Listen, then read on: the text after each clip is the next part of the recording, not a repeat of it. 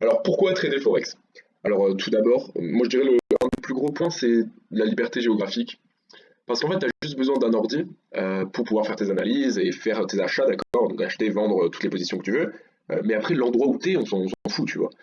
Donc ça peut te permettre de voyager partout ou même vivre partout. Parce que, évidemment, si tu gagnes 5 000 € en France, tu as un certain style de vie. Mais si tu gagnes, pareil, c'est 5 000 € parce qu'en fait, là où tu es, ça ne change pas ton salaire, mais que tu habites en Thaïlande, bon, tes 5 000 €, ils vont avoir plus d'impact, tu vois. Donc tu peux totalement voyager et vivre où tu veux. Donc ça, c'est vraiment le point principal. Et le deuxième, c'est que c'est exponentiel. Ce que je veux dire par là, c'est que, en fait, quand tu vas apprendre à trader le Forex, ce que tu fais, en fait, c'est que tu apprends le skill d'investir de l'argent.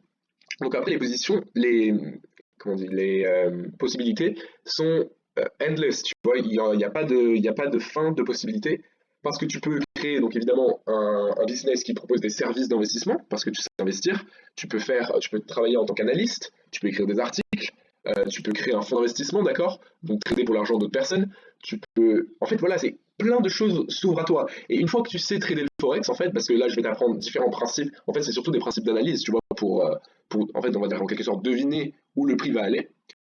Une fois que tu connais tout ça, tu peux l'appliquer à d'autres choses, tu vois. Tu peux te spécialiser dans le trade de gaz naturel, d'accord? Ou même trader enfin, tout, le marché des oranges, du soja, d'accord? Tout ça, c'est des marchés que tu peux trader et les principes sont un peu les mêmes. Donc, ce que tu vas apprendre là, c'est vraiment un skill en fait, que tu auras à vie et que, voilà, on appelle ça un high income skill parce que c'est un skill qui peut être transféré en argent assez rapidement, que ce soit en tradant pour toi-même ou comme je te dis, en faisant un business autour de ça. Voilà, les possibilités sont endless.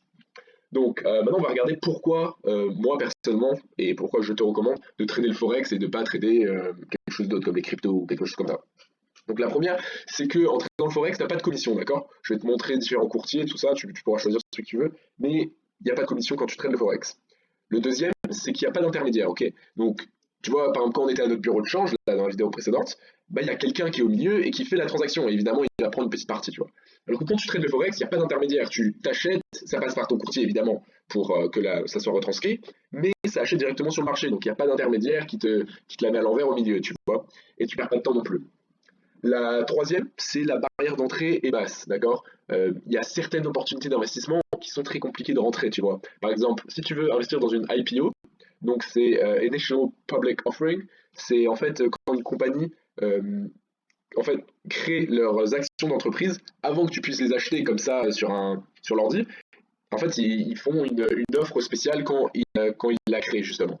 Mais ça, il faut en général être un investisseur accrédité aux États-Unis. Il faut avoir un net worth qui est de plus de 1 million de dollars. Donc, enfin voilà, tu vois, c'est assez compliqué d'investir là-dedans. Alors que le Forex, bon, c'est accessible à tout le monde, mais ça ne veut pas dire que tout le monde peut faire de l'argent. Si tu regardes les statistiques, quelque chose comme 90% des traders perdent de l'argent. Parce que justement, cette barrière d'entrée basse fait que la plupart des gens ne se forment pas et juste ils vont en mode cow-boy et se font totalement laminer par les marchés. D'accord? Il y a pas de secret.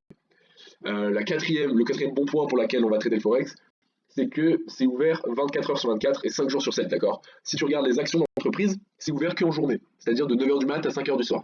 Bon, ça déjà c'est beaucoup plus limité, tu vois, en termes de temps, si tu as un boulot sur le côté, ça va être plus compliqué à trader.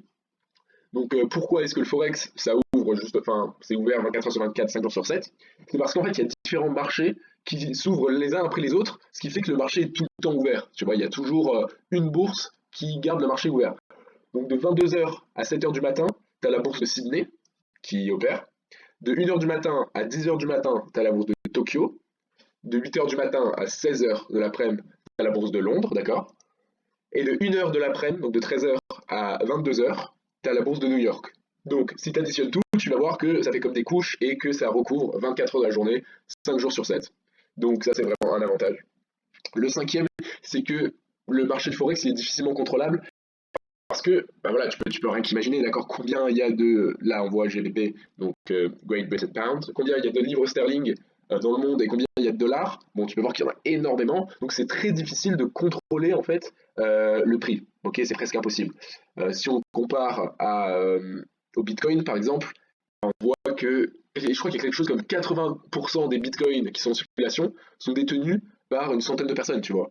Ça veut dire que si ces personnes-là, demain, décident de vendre leur bitcoin, ça fait que le marché, il y a plein de bitcoins qui rentrent, et juste avec l'offre et la demande, ça fait que le prix va s'écraser du Bitcoin, tu vois. Donc ça, c'est quelque chose qui est assez carrément dangereux, en fait, tu vois.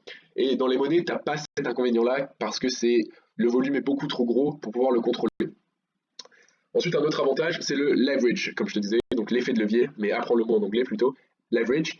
Donc, je vais te montrer avec les courtiers, tu auras un leverage qui pourrait être par exemple à 1%, d'accord. Ça veut dire que pour tout euro que tu as sur ton compte, en fait, ton euro il est multiplié par 100, d'accord. Si ton effet de levier il est à 1%. Donc c'est 1 de point 100, ok. Ça veut dire que si sur ton compte tu as 1000 balles, théoriquement, tu peux trader avec 100 000 balles. Donc évidemment, je vais te montrer comment ne pas aller au-delà de tes 1000 balles, d'accord, parce que tu ne veux pas t'endetter. Mais voilà, ça c'est quelque chose qui va nous permettre de faire de l'argent plus sur des petits time frames, d'accord. Donc time frame, ça veut dire, comme tu vois ici, on peut voir sur du journalier, du 4 heures, du 1 heure, c'est ça. Donc tu peux aller sur un petit temps, d'accord, donc un petit time frame, et tu vas pouvoir trader sur ce petit time frame et quand même faire de l'argent parce que ton argent il est multiplié en quelque sorte. Et dernièrement, le dernier bon point en fait de trader le forex comparé à autre chose, c'est la liquidité, d'accord. Tu auras toujours un acheteur. Tu auras toujours un acheteur parce que voilà, comme je t'ai dit, le marché est tellement grand, d'accord. Je crois que c'est un délire comme 5 trillions de dollars qui est échangé sur le forex tous les jours. Donc voilà, si tu as ne serait-ce qu'un million un million d'euros sur le marché, il y aura toujours un acheteur, tu vois. Alors que si tu vas sur surtout les penny stocks, tu vois, donc c'est des actions d'entreprise où il n'y a pas beaucoup de monde, eh ben ça se peut que tu aies acheté là, imaginons, et une fois qu'il y a là, il y a une nouvelle qui arrive, tu veux t'en débarrasser, tu veux le vendre, mais il n'y a aucun acheteur. Donc tu es bloqué avec, tu es obligé de la garder. Donc ça c'est carrément chiant, tu vois. Donc ça c'est un problème que tu n'as pas en Forex, sauf avec, tu verras, les paires exotiques, donc vraiment les monnaies bizarres, là, un peu, tu vois, des pays qu'on ne connaît pas trop. Ces monnaies, mais je te conseille pas du tout de les trader, on verra dans les prochaines vidéos. Mais voilà. Après aussi, un dernier point dont j'ai oublié de te parler, c'est en fait, avec le Forex, tu es dépendant du marché, d'accord. Là, on peut voir que ça monte, ça descend, ok. Mais quand tu trades ça, tu peux acheter ça ici, le revendre là, ça fait de l'argent évidemment, mais ce que tu peux aussi faire, c'est le vendre ici, ce qu'on appelle short sell, le shorter, et le racheter ici, d'accord. Donc tu peux te faire de l'argent quand ça tombe. Alors que, par exemple, si on regarde les cryptos, bon, tu peux voir que tous les gens qui tradent, par exemple, le Bitcoin, quand le Bitcoin il monte, ils sont contents, ils font de l'argent. Quand le Bitcoin il tombe, ils sont pas contents, ils perdent de l'argent, d'accord. Nous, on trade dans le forex, que ça monte ou que ça descende, on s'en fout. Ça affecte pas du tout notre performance parce qu'on peut se faire de l'argent dans les deux cas.